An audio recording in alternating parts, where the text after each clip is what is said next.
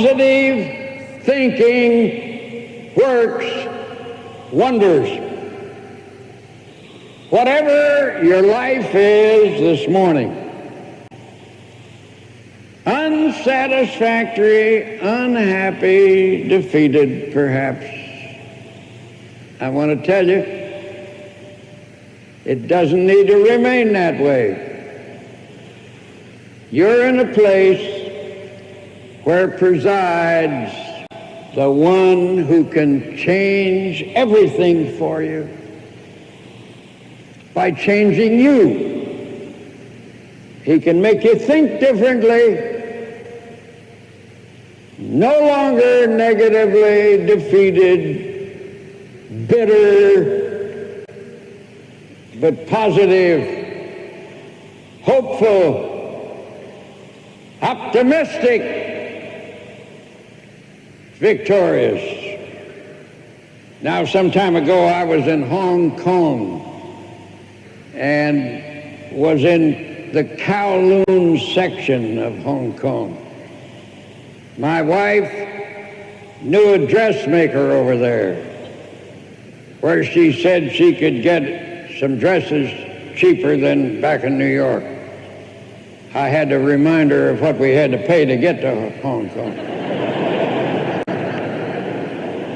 But a dressmaker establishment was no place for me.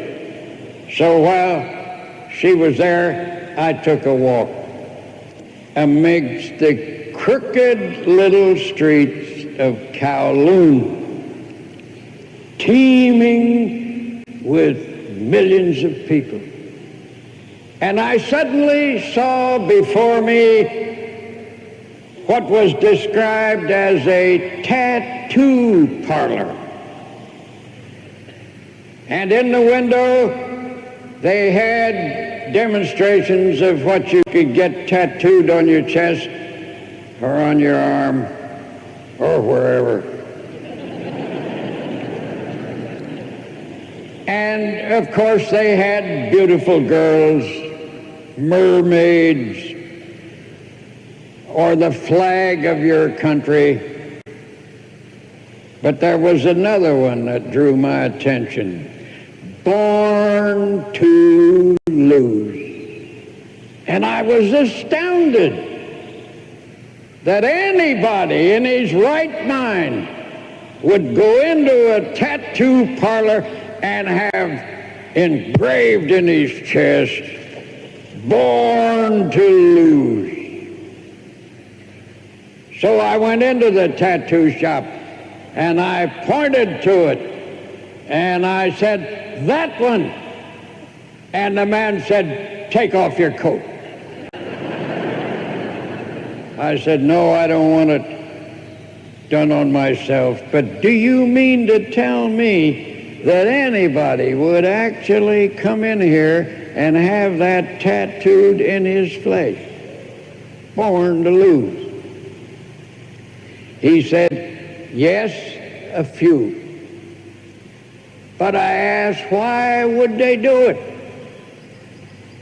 He said, before tattoo on chest, tattoo on mind. That is to say, there's some people, God help them, who believe that they were born to lose.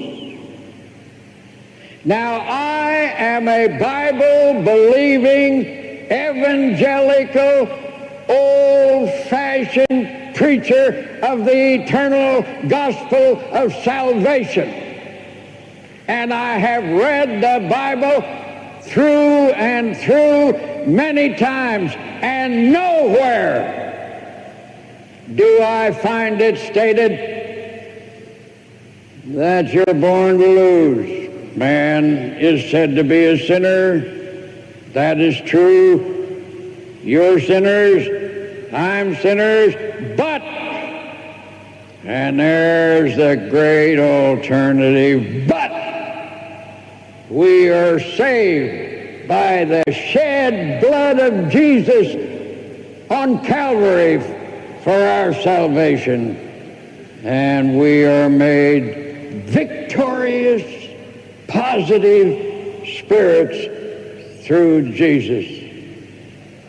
This is the victory that overcomes the world, even our faith.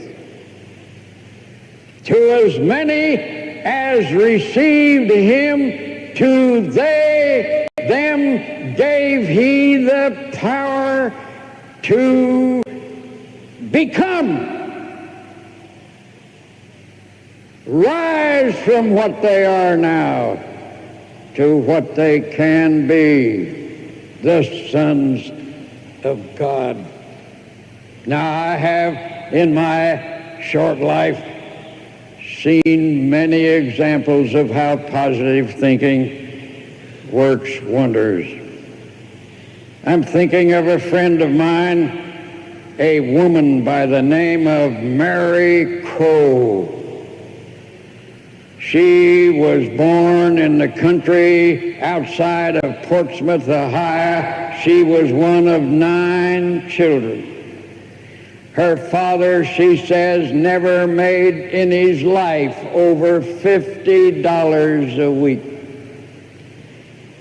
None of the children ever dreamed of going to college. It wasn't possible. They lived in a very poor home on the outskirts of the city of Portsmouth. Mary's job, being the oldest, was to cook the meals, do the chores, do the washing, because her mother worked along with her father. And one day this girl, just about to graduate from high school, the only member of the family who had ever graduated from high school,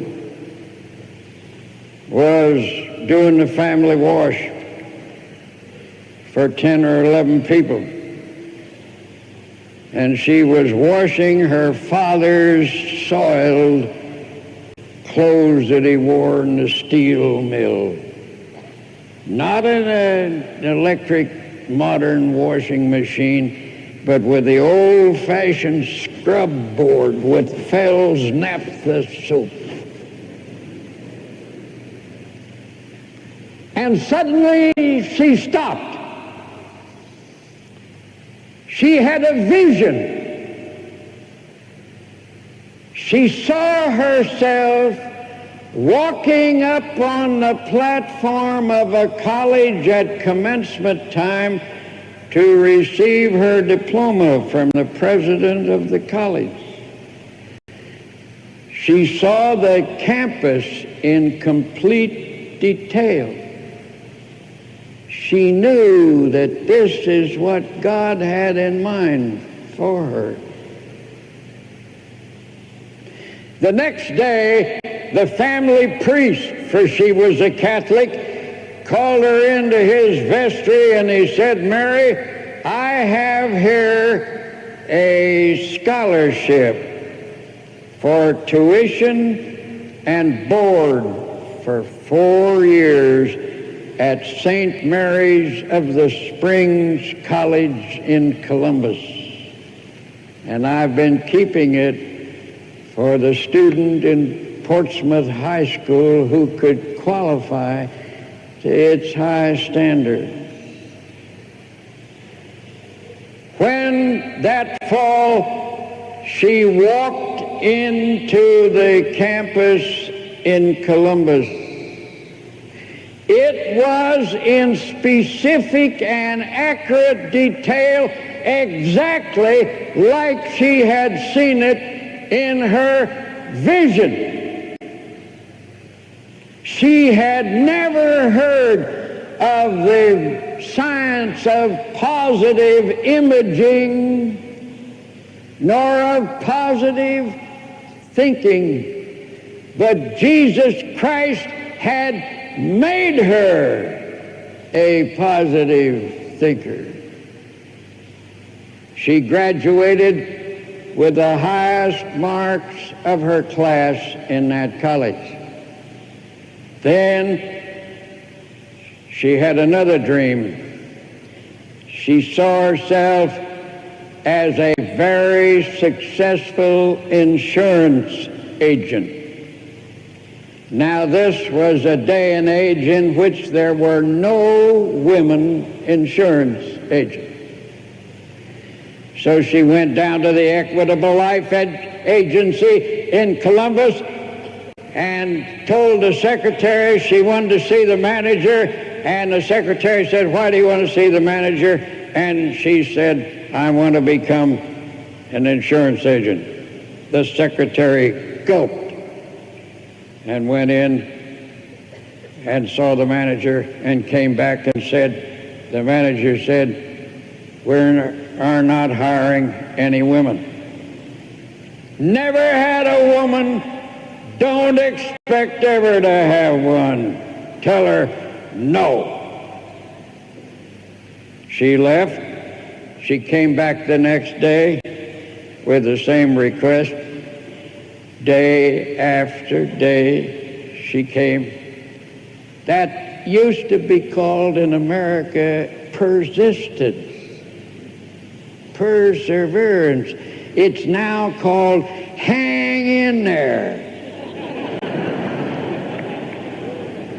One day the manager came in, saw her sitting there and said, "What are you doing here?" She said, "I'm waiting for a job as an insurance agent."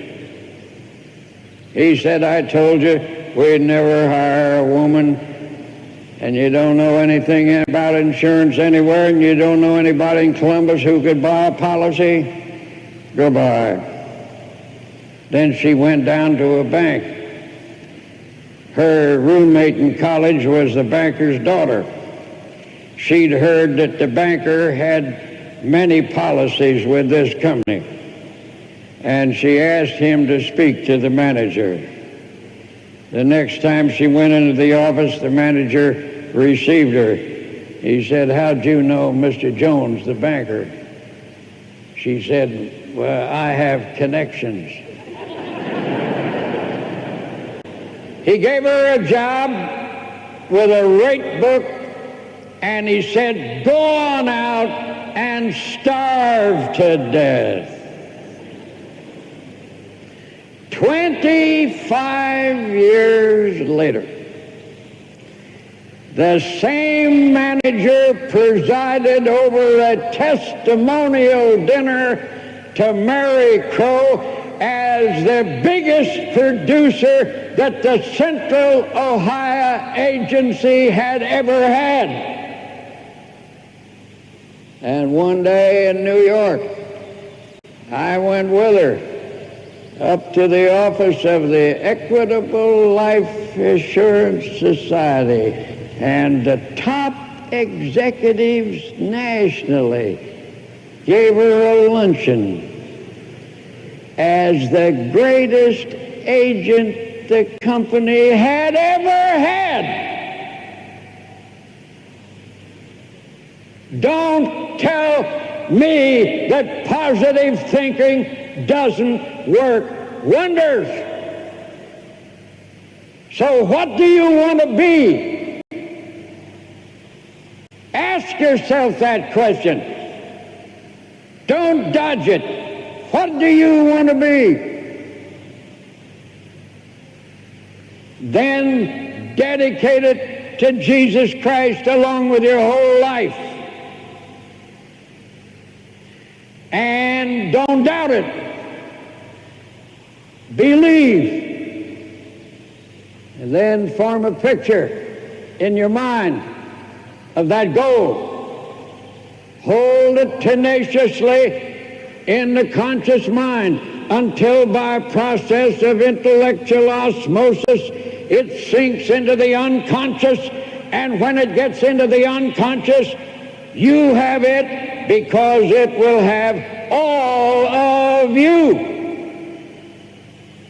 I would go so far as to say that if you are a complete, dedicated follower of Jesus Christ, you can do anything you really want to do with your life.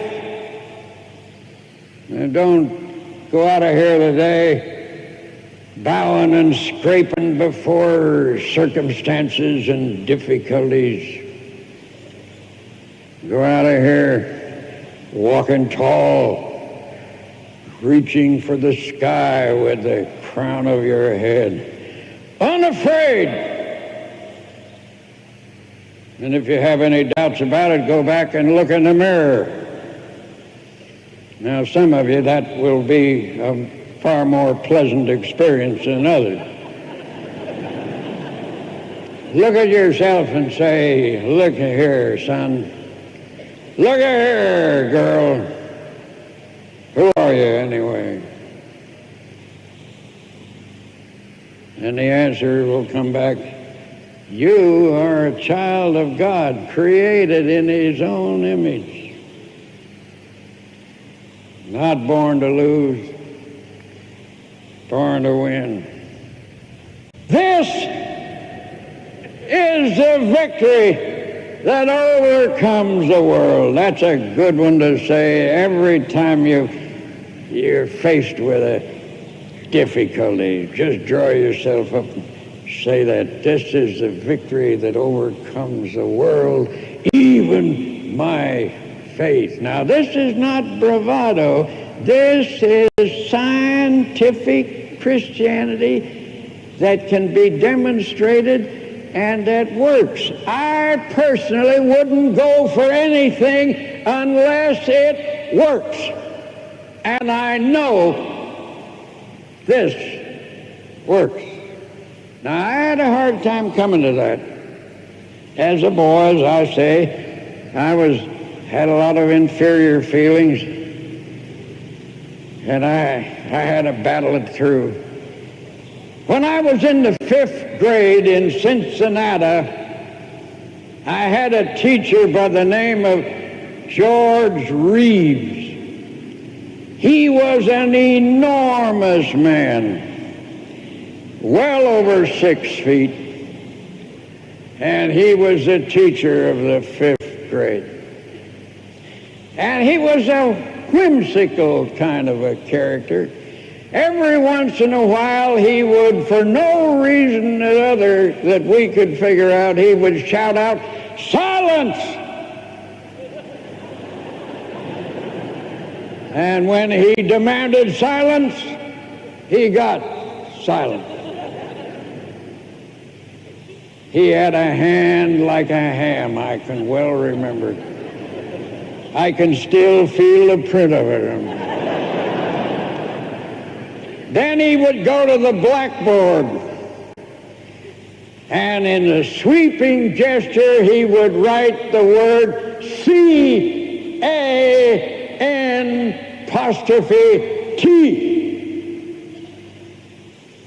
Then he would put the chalk down and dust off his hand and say, "Okay, what do I do now?" We knew what he wanted, so we would chant back, "Knock the T off the Kent." He would pick up the eraser, and with a sweeping gesture, he would rub out the apostrophe and the T, so that the word C-A-N, can, stood out clear and distinct. Then he would say, "Young ladies and young gentlemen, I never knew him to call us boys and girls. Let that be a lifetime lesson to you. You can if you think you can." And then he was long before the law that seems to tell us that there can be no mention of the Bible or God or Jesus Christ in the public school, one of the most stupid things that ever happened in this country.